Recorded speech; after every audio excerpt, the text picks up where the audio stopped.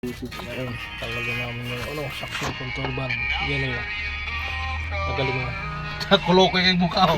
Kakulo ko yung mukha. Ayun pala yan. Ano ko yung mukha, pero busit po. Tangina. Lupit no. Try namin linisan muna suction control valve kung madala pa sa linis. Kakulo ko yung tangina ng mukha. Maluwag na yan.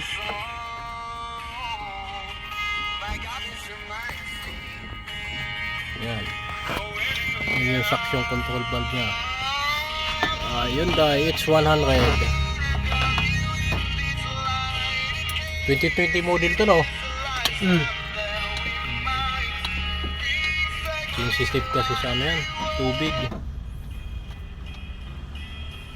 Hard starting.